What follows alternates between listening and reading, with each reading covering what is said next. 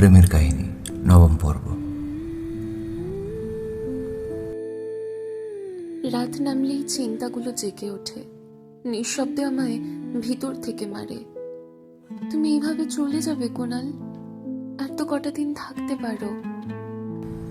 তোমার বোঝা উচিত ছিল এত এত মানুষের পছন্দের তালিকায় থাকার পরেও আমি কেন তোমার প্রতি দুর্বল ছিলাম।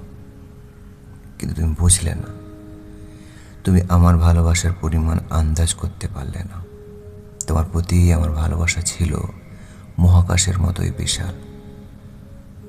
আমি সুউচ্চ কণ্ঠে বলতে পারি, স্বার্থেরই তোমার সমাজে আমি শুধু তোমাকেই ভালোবাসি। তুমিও একদিন বুঝবে তোমার দেওয়া দুঃখ যন্ত্রণা আমার জন্য ঠিক কতটা ভারী ছিল। তোমাকেও একদিন এই যন্ত্রণার ভার বইতে হবে। দেখো, তোমার জন্য পড়া চোখের পানির দাম একদিন তোমাকে ঠিক দিতে হবে। দেখে নিও। প্রেম বা ভালোবাসার মাঝে তফাৎ কি হয়তো জানা ছিল না, তবুও সেদিন হঠাৎই ভালো লেগে গেল তোমার পাগলামিটা। অতঃপর উদাসী মনের প্রথম পাতায় নামটা লিখিয়ে নিলাম। তুমি কি জানো,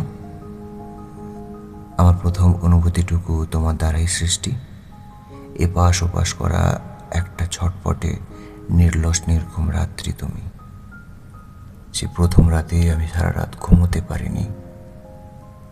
মানুষ সব থেকে বেশি চিন্তা তখনই করে যখন সে নিজের জন্য কম এবং অন্যের জন্য বেশি। কেন নীলা, সবশেষে এসে সবাইকে দেখিয়ে দিও প্রথম প্রেম বলতে কিছু নেই, থেকে যাওয়াটাই সবচেয়ে বড় প্রেম।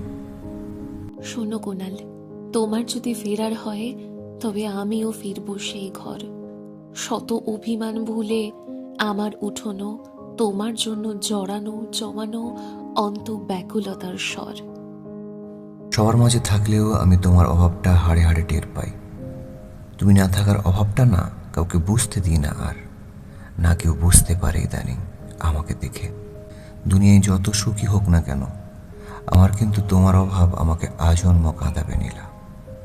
আমি কখনোই চাইনি আমাদের মাঝে প্রেম হোক, কারণ প্রেম মানে বিচ্ছেদ।